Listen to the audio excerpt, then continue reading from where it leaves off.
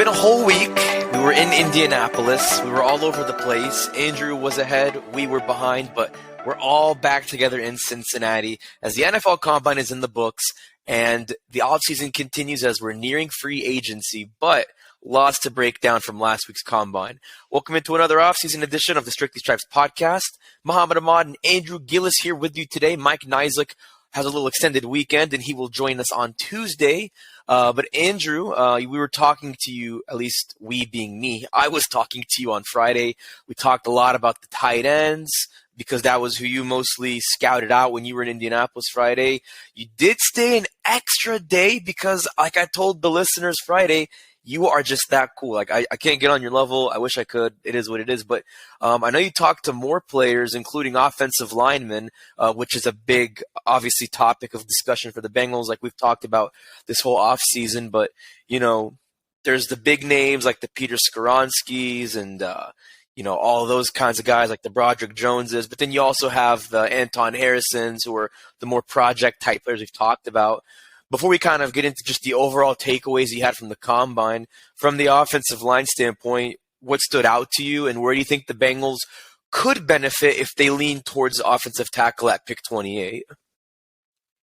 Yeah, you know, one of the guys that I was kind of hoping to see or hoping to talk to was DeJuan Jones. He obviously was not made available. He had some medical stuff that came up.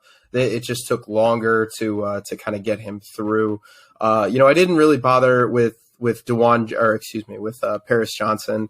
I didn't really see a point in trying to go talk to him. You know, Darnell Wright, he kind of impressed me. I thought he had a really funny moment where, you know, he pulled out his phone and talked about every team that has met with him. And I think I tweeted this out at the time. It would have been more simple if he just tweeted the teams that did not meet with him. The Bengals were on that list. So I think you can look at that. He views himself as a left tackle in the NFL. Anton Harrison, same kind of thing. You know, they can play left or the right. Right now, you know, I made this joke on Friday. Guys want to build themselves as versatile. You know, you want to talk about all the different positions you could play.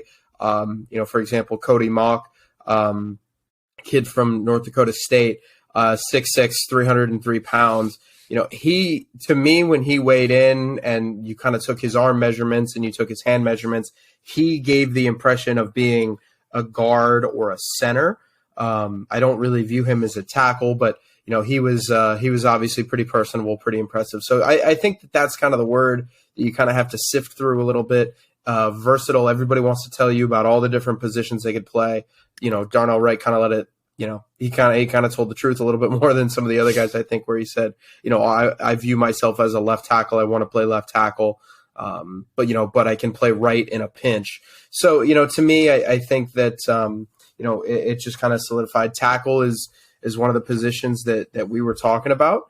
You know, we kind of knew that, okay, they might be looking at a tackle anyway. And, you know, I think free agency is an option, but they are certainly doing their due diligence in the draft. That's for sure. Yeah, Mock is such an interesting name. Mock, however you say it. Forgive me, Cody Mock. But, you know, I noticed his testing fell a little bit below some of his counterparts, but it wasn't that big of a margin, at least from my point of view. I mean, he showed a lot of precision and pace during those drills that they did with the tackles on Sunday, which were some of the last ones they did. I mean, doesn't matter how many front teeth he doesn't have, doesn't matter where his drop-off is testing-wise. Like, also, by the way, before I get to what I was going to say, do you know why he doesn't have the two front teeth? Have you heard that story? Yeah. Somebody asked him when we were at the podium, and basically, I think he said 7th grade. He was playing in a basketball game, and his two front teeth just went right into somebody's head when he was chasing a ball. And he lost the teeth, and he's like, you know, I've tried retainers, I've tried braces, I've tried everything you could possibly do. And then he was like, I just reached a point where I was like, you know what, forget it. And so he was just like, I'm just going to rock the no front teeth look. And, you know, now he's like, now that I'm going to have some money, maybe, you know, I'll do that. My mom wants me to add my two front teeth back. But, yeah, it was a pretty funny story. And like, you're watching this guy and you're like, okay, so this is a North Dakota State offensive lineman. Like, this story fits. Yeah, I mean, we've talked about Cordell Volson, like that's his former teammate. So, I mean, even if he doesn't end up on the Bengals, Volson could probably talk more about that. But what I was trying to get to is that overall, I think that, the term plug and play starter comes to mind. I've seen that kind of term come up a lot from like a lot of the other analysts, including Daniel Jeremiah, who I think talked about him a little bit. And I mean, like you said, whether it's guard, tackle, maybe even center, I think regardless of where you put him, he still carries that title. We'll see what the Bengals think of that, and we'll see how much higher his stock gets with those performances he had, like in those respective drills. I mean, I think an honorable mention I want to give is to Blake Freeland. The reason why is because I talked about him, hard to believe, almost a month ago with the Senior Bowl, and that was one guy that had a good Senior Bowl week. I mean, the dude's 6'8", so he's taller than most offensive linemen. I mean, there's not many that are that tall. I mean, like Cordell Volson's 6'7", but it's not 6'8". I mean, every inch matters at that point once you're 6'4" and above. Looked like he did pretty well. And I think that that's the good thing about this draft is I know the focus is the tight ends and the corners and the running backs, and rightfully so. But I think as far as like best position groups, that's not either of those three. I think you can give an honorable mention overall to the tackle position because, I mean, we mentioned some of those names. I think other names that you could mention are Darnell Wright from Tennessee. I think he clocked just under 5 seconds in the 40-yard dash. Paris Johnson from Ohio State.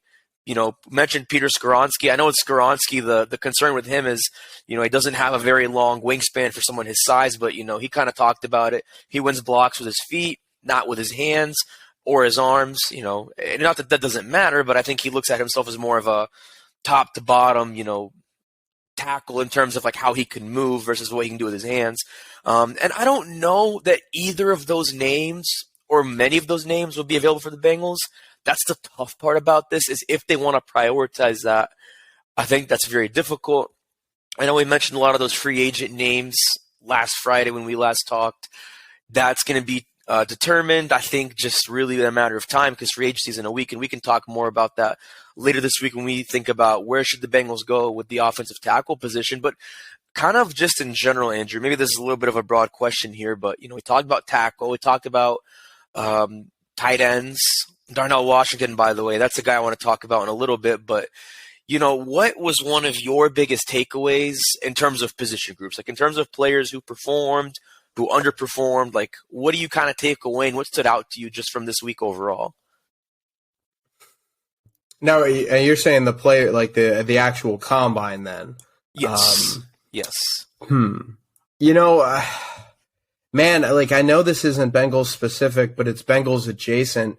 I think Anthony Richardson's performance really kind of put me on my toes a little bit for what to expect from the quarterback position really in this draft. You kind of look at the landscape of the AFC, and is there going to be a balance of power shifting? Because I don't see it, but maybe if these young guys and maybe the crop next year ends up in the NFC, you can have a discussion. But I am curious what happens because Anthony Richardson testing like he did, I think, kind of put him on some radars that maybe he wasn't before. You have the ongoing Lamar Jackson stuff, which who knows what's going on.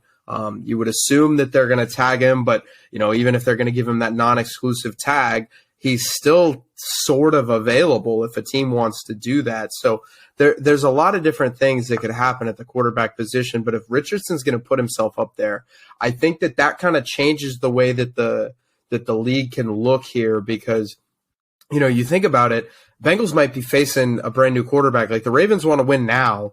And if they move on from Lamar Jackson, this is not a move to say, okay, we're gonna rebuild here. We're gonna kick this can down the road. No, the Ravens are saying we want to win now. So I would expect that quarterback, whoever that might be, to be a guy that you can try to win with now. So I mean, it's just when you test at a level like he did, I think that it can matter for a lot of different teams. Just because if he hits, maybe that changes the narrative. Because Josh Allen was 1 in a million for that to happen, but you hit another guy like that where kind of, up and down, not so consistent in college. You get another guy like that who's just has all the athletic tools and then turns into a stud. I think you've got a nice little conversation on your hands about how to evaluate quarterbacks. Yeah, I'm glad you mentioned Richardson because that dude was a freak in terms of his testing. I mean, his 40.5-inch vertical leap, a 4.43 40-yard dash. I mean, I understand C.J. Stroud probably had the better throwing clinic, but, you know, at the same time, I think when you look at Richardson's numbers and what he put together, that's just impressive. And to go back to the Lamar Jackson point, I mean, you know, this is crazy that you're saying this because like Ozzie Newsome, Ravens executive VP said, you know, if the Ravens, I know we're Bengals centric, the Ravens are going to franchise tag Lamar Jackson by tomorrow if the deal's not done, because the deadline for teams to utilize that tag is going to be Tuesday, March 7th at 4 p.m. So if for whatever reason, Ozzie Newsome and Eric DeCosta in that front office can't come to a deal with Lamar Jackson, they're going to hit him with that tag, but it's a non-exclusive one, like you said. So if other teams try to trade for him and the Ravens don't match it, you just lost Lamar Jackson. And it's a very stressful situation for both sides, I think, no matter how it ends. But yeah, I mean, the Lamar Jackson situation is going to be something to monitor. And I want to talk about that later in the show. So glad you mentioned that. But I think another interesting takeaway that I had as far as just positional groups with the combine and such is there is not only a shortage of running backs like we talked about, but there's no shortage of running backs that can catch the ball. I mean, I think Jahmyr Gibbs is probably going to be one of the best pass-catching running backs. You know, he really had a good combine where he showed that. He posted the second-best 40 time of anyone in his position, 4.36 seconds. So when you look at the explosiveness in his first and only year at Alabama, he backed it up with his numbers. And so I think what you see on film matches what you get numbers-wise and vice versa. But, I mean, even Bijan Robinson, like I know he's more of a guy who will just get away from you no matter, you know, who's with him or who's around him, whether it's linebackers or the secondary. But at the same time, I mean, he's got some good hands too. And I think you look at some of those other guys like Devin A-Chain, who almost wanted to try to break John Ross's 40-yard time, came really close to doing it. I think that's what's good. And this is maybe where I kind of bring it back to the Bengals is like, no matter what happens with Joe Mixon or Samaje Perine, if you don't want to prioritize running back in the first round, if you want to go second, third, fourth round, like either of those names, even like the Zach Charbonnets and guys like that from UCLA, you can get somebody who can give you that efficiency that the coaches like Brian Callahan have talked about. And if you want to get someone who can catch the ball like Joe Mixon did, because in defense of Joe Mixon, even if the Bengals cut or restructure his deal, he was still having, you know, career numbers as a pass catcher, you know, in 2022, even when he missed 2 games with that concussion. So, you know, whether it's with Mixon or in lieu of Mixon, you're going to be in good shape if you're the Bengals, if you're looking for someone who can catch the ball. And I mean, again, I'm not saying you're going to get a home run hitter, but if you just want a simple, efficient back with hands, I think that's someone you can get. I mean, and that kind of takes me to my next question, Andrew, is, you know, you think about that 20th overall pick, and this is kind of goes back to what some of the coaches talked about, but when you combine what the coaches talked about with the numbers that we've seen, the performances that we've seen, even some of the ones we haven't even mentioned, like if you were to get the 20th overall pick and rank the 4 most, well, maybe this is more narrow, this is better. If you were to rank the 3 most important positions for the 20th overall pick, like the most important being tackle and then tight end and then corner, like what would you prioritize the order of importance in terms of position groups for that 20th overall pick with where things stand right now, right after the combine, right before free agency? Yeah, I would say, you know, in terms of positional needs, I would say tackle 1, pass rusher 2, and corner 3. You know, I understand that, you know, you might need a tight end. And if, you know, maybe if Darnell Washington's there, you know, you can certainly talk yourself into that. If Michael Mayer's there, you can talk yourself into that. There's a couple different guys at tight end, but I think where this team is at tackle, you need something for the short term, maybe, and you definitely need something for the long term. I think you're covered in the shorter term with a pass rusher, but you know, like I said before, you can never have enough pass rushers, and it's kind of the same thing with DB, where like, look, I understand that, you know, you just drafted Cam Taylor-Britt and you liked what you saw progression wise from him at the end of the year, but Chidobe Awuzie is getting a little bit older. He's getting on the, you know, the back half of his 20s. Mike Hilton's nearing 30. And frankly, you need depth at that position. So, I can certainly see a kind of a world unfolding where, you pick a guy at 28 who you say, all right, you're going to do, like I said on this podcast before, the Bengals wanted to do with Cam Taylor-Britt, where you draft him, you kind of bring him along throughout the year. Well, then all of a sudden an injury changes things. And then, hey, well, at least you have a second-round pick ready to roll. And I think you might be able to do that at corner. But, just kind of looking at it now, I think offensive tackle, just because you might need a starter at that position, depending on health, you kind of look around the rest of the roster and, okay, you can do something with pass rush. You can do something with this. You can do something with that. But I think tackle is kind of far and away the number one need right now. I agree with you on that. I think, if you're ranking positional groups of importance for that specific number 28 overall pick, I think tackle's number one.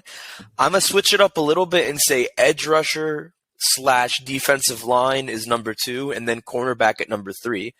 You just really laid out the case for tackle. I think you're going to get to a point where, like, even post-free agency, which we can talk about later today and this week, even I think with no matter what happens there, whether you get somebody or not, whether you cut La'el Collins or not, and we can go over that debate over and over again, but regardless of that, like, you're going to need somebody because you got two guys going into a contract year, and there's a good chance you might not keep one or both of them.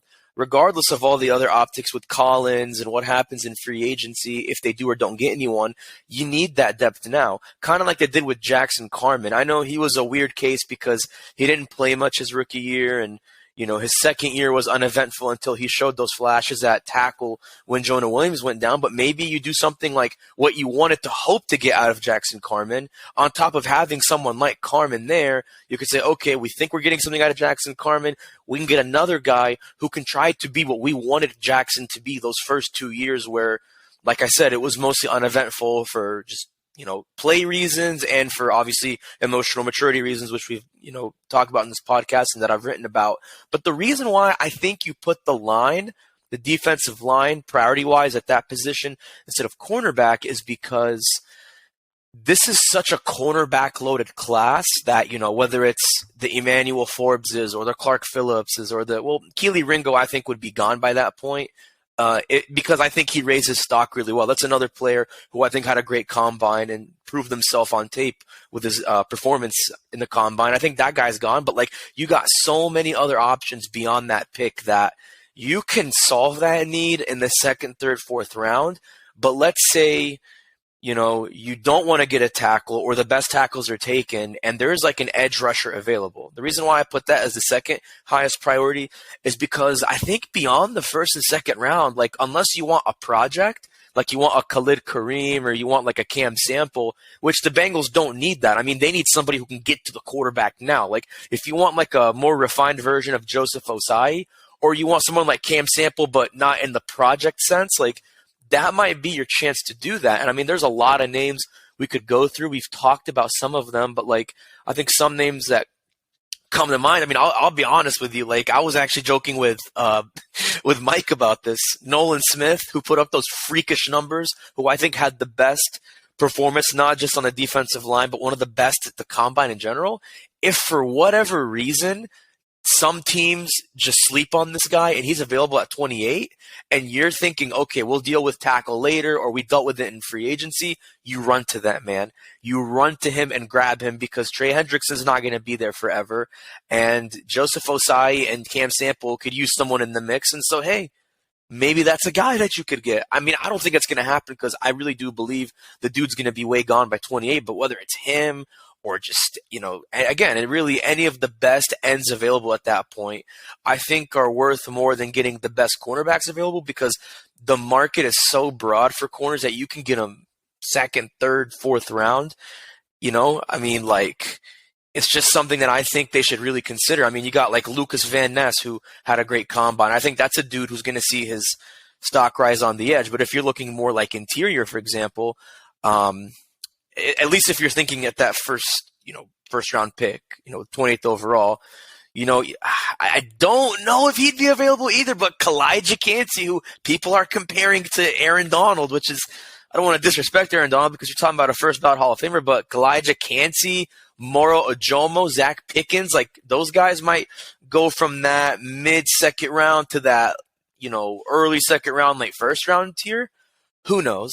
But again, I think that's something that'll be settled more in free agency. But when we come back, we're going to talk a little more free agency within the Bengals, outside of the Bengals' realm in the AFC North, and we're going to talk a little Saturday Night Live because you guys know where I'm getting at here, and some more free agency news around the league and what that means for the Bengals. All to come right here on the Strictly Stripes podcast. Hey there, it's Muhammad Ahmad from the Strictly Stripes podcast. You might be wondering, what exactly is Cincinnati Football Insider? Well, it's a community of fans who want the inside scoop on the Bengals and a direct connection to the Strictly Stripes podcast and the reporters who cover the team, and that would be me, Andrew Gillis, and Mike Neislick. It works like this. Andrew, Mike, and I will text your phone a few times a day with breaking news, analysis, and our insights on the Bengals. It's the inside scoop on what we're hearing, and we'll give you the inside word before it even hits social media. Being an insider is the best way to participate with the podcast and get in on special events and Zoom calls with me, Mike, and Andrew. And the best part is you can text us directly. It's a great way to cut through the clutter of Facebook, Twitter, other social media, and avoid the trolls for just $4.99 a month. Still not sure? Well, just try it for 2 weeks, and if you don't like it, you can text the word STOP at any time, but you won't want to cancel once you join the community of hardcore Bengals fans. Here's the best way to get on board. Go to cleveland.com/Bengals, click on the blue banner at the top of the page, or if it's easier, text 513-940-4193. It's a great time to try the 2 weeks free, as we'll be reporting live from the NFL Combine in Indianapolis. Plus, we'll be covering free agency on the way to the NFL Draft in April. Give us a try for 2 weeks and see what you think. Just text this number again. It's 513-940-4193 and become an insider today.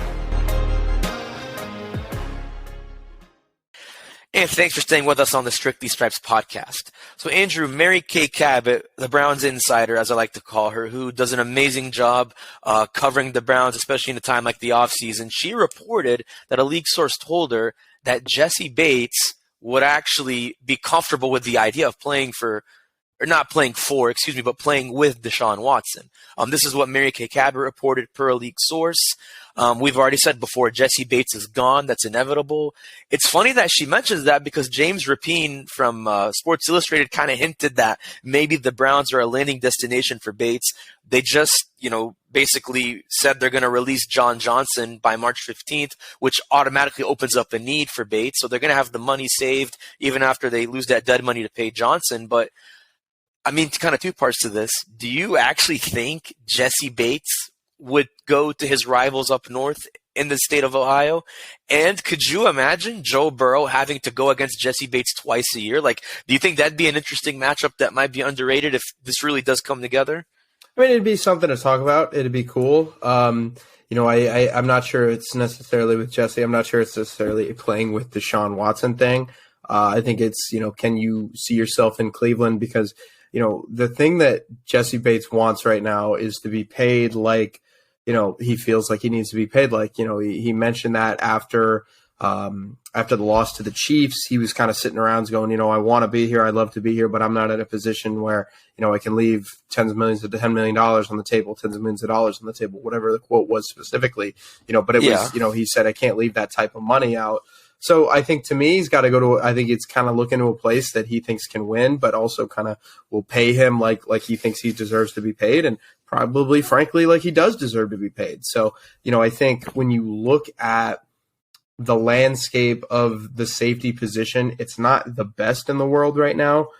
Teams are certainly kind of investing more in corners, but if Jesse can find a place that he thinks he can win at, that he thinks he can get paid, more power to him. And, I think it'd be a cool story, but I think it's kind of one of those things where, you have the one story and it's cool. And then after the second time, you're like, okay, this makes more sense, because it'd be a little bit different if it was the Bengals released Jesse Bates or something like that.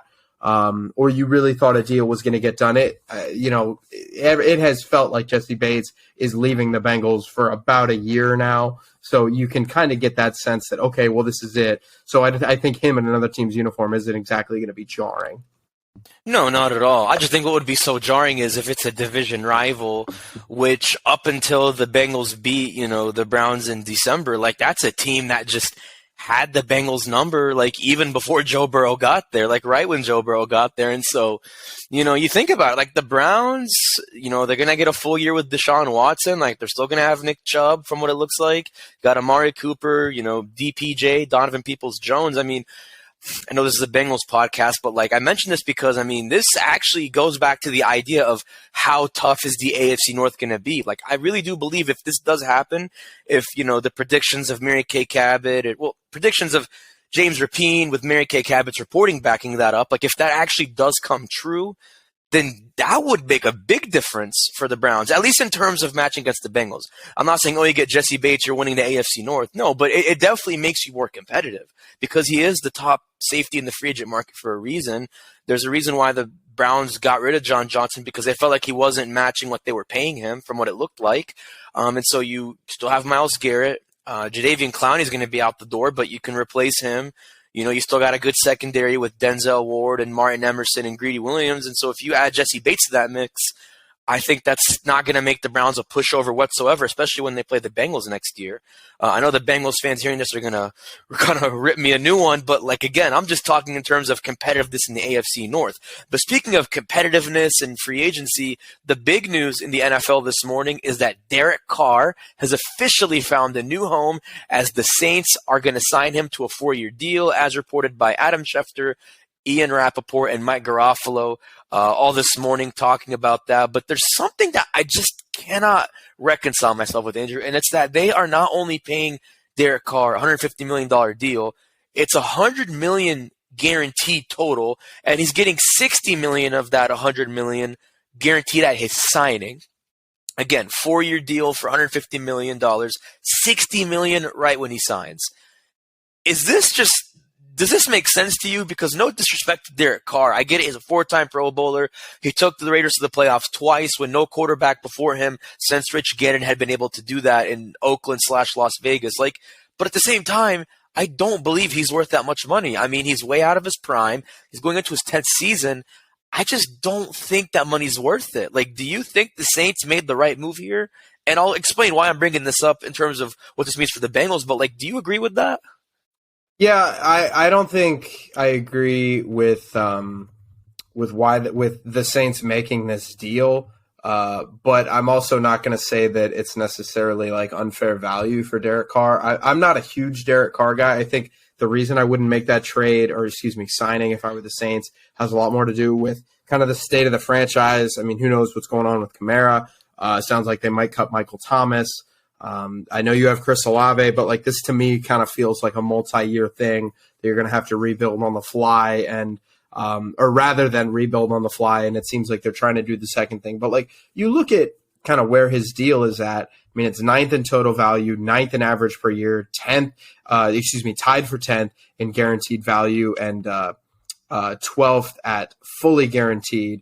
So to me, if you were kind of drawing where Derek Carr is going to land, that's about right, because I understand right now maybe you're thinking, I only think he's the 16th best quarterback in the league, whatever it is.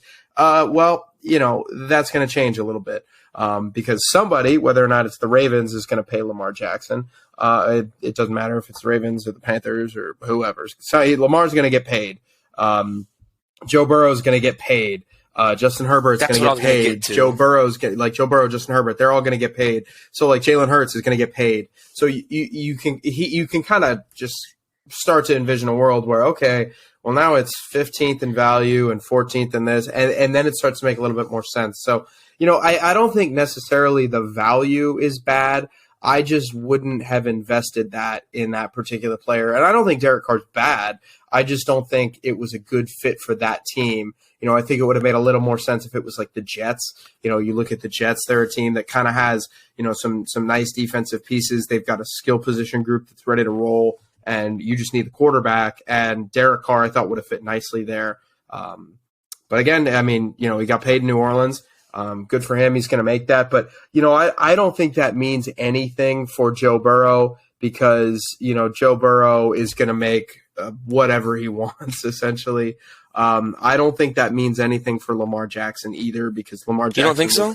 No, because Lamar Jackson was always going to make more than Derek Carr. Lamar Jackson is worth way more than Derek Carr. So you kind of look at, where this leaves the quarterback landscape. I'm not sure it does a ton, just because it's, not to say smack dab in the middle, but after a few guys get taken care of, let's say Burrow, Herbert, and Hurts get taken care of, then you're kind of at a middle of the pack quarterback contract. And I think that's about where Derek Carr is. So that to me struck me as fair. But, Lamar and Burrow and those guys are going to be towards the top of the market, if not the top of the market. So I just don't think it matters a ton. Yeah, I don't know. I think the $60 million guaranteed at signing was a bit much. I don't know if they should have given him that much money up front. Maybe you can make an argument that, okay, the 150 total is fair. I would have maybe gone they've got a ton of cap problems too. So I haven't looked into it a ton. I haven't looked into what his contract looks like, but there are circumstances to navigate with that cap hit, because I think, like, I remember reading a tweet that was like, in 2023 it's really low and then it gets pretty high and then you can kind of get out of it towards the end. Like there's a void year in there. Like there's a bunch of weird salary cap stuff they had to do. Yeah, I mean, the way Ian Rappaport reported was that, someone told him that, quote, they were going to try to make it work because, like you said, they have one of the worst cap situations in the league. I think they're like bottom 5 amongst teams in cap space. And so, yeah, like, are you going to structure it to where you set up years where the cap hit's not as bad as others? Like, are you going to cut Michael Thomas? Like, are you going to have to make some other pressing decisions in free agency that you almost have no choice to make at this point because you've already pretty much wedded with Derek Carr at this point, since it basically looks like it's going to happen? I mean, he himself tweeted and put on Instagram, "Who dat?" with the little Saints logo. So it's going to happen. It's already pretty much done deal. So my question for the Saints is, they're going to have to, but like, how can you make the cap space work? But no, I mean, you mentioned the part I was going to get to where it relates to the Bengals is like, Burrow's going to get paid. I don't think that changes whether he gets paid or not, but does it change how soon he gets paid? No. Does he look at that and say, oh, well, he got that much guaranteed, or in signing, I want this much in a signing bonus? Like, does it affect like some of the parameters, like the signing bonus, or do you think that's kind of negligible at this point? Yeah, I don't really think that really matters, because like I said, you look at Derek Carr's contract and everything, even like I said, even if you think it's a little bit high right now, wait a month and we'll see where we're at.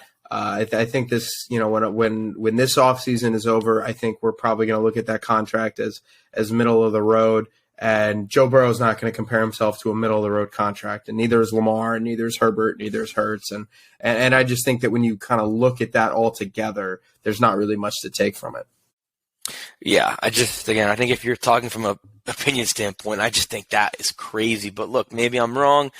I mean, you talk about the Jets who were interested in him. The Saints kind of have a interesting defense, because one of the arguments I've been hearing is, he didn't have like a highly ranked defense when he was in, Las Vegas, but he has a better defense, like better total defense in New Orleans. So we'll see. I don't know. Like, we'll see if the defense actually backs him up in that case. But, I wanted to kind of wrap up with something fun here before we kind of set the stage for the week. But I don't know why I didn't bring this up sooner on this podcast, and I wish Mike was with us, because he probably would be like giddy right now. But Travis Kelce, for those who don't know, was on Saturday Night Live over the weekend, on Saturday, of course, and his family was there, including his brother Jason. Jason actually made a cameo in one of the little skits they had. I think Creed Humphrey was in that same skit, his teammate in Kansas City. I don't believe any other players or teammates were in the show, but first of all, I got to ask you, did you even watch it? Have you seen any of the clips of Travis Kelce? I have not. I saw like one skit that he did that was like something about male friends or something. I saw it like 10 for like a minute, and that was about it. Yeah.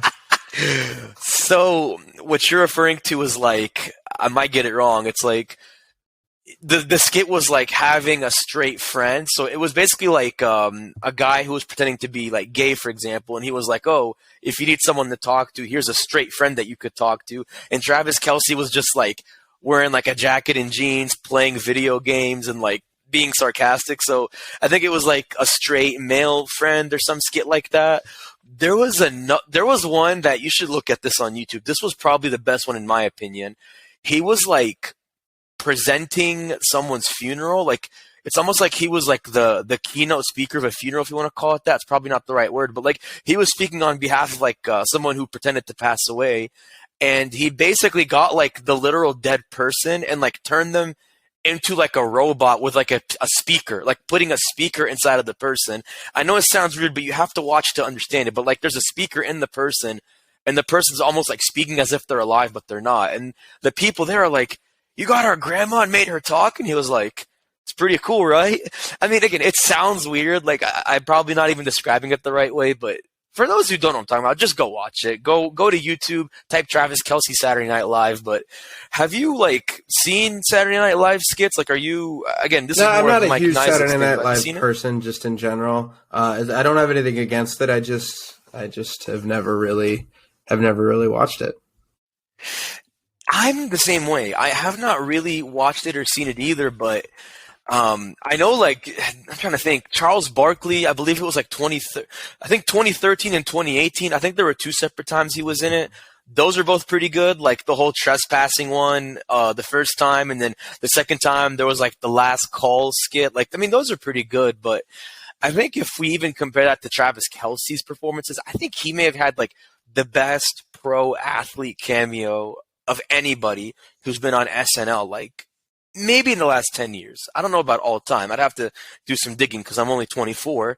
But I think in the last decade, he's had one of the best, if not the best, performances for a pro athlete. But, I mean, do you think the guy is funny? Like, some people think he's funny. Some people think he's annoying. I've seen like, the clips of he and his brother on the podcast, and there have been some stuff that's pretty good. So, he seems like a funny guy. Yeah, he certainly seems like in the stuff that I've seen, just interviews and stuff like that, he certainly seems like one of those guys who, like, okay, once football's over, I think he's got a career kind of doing a couple other things in his life.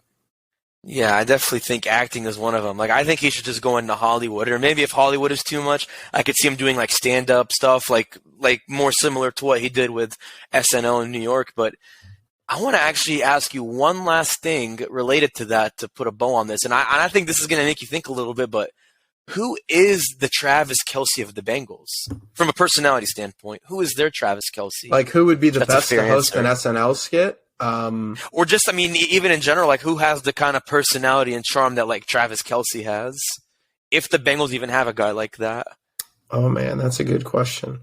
That is a tough one. I'm trying to think. I don't know if there's a one-for-one. The way that I'm thinking of this is I think my number one guy would be Ted Karras.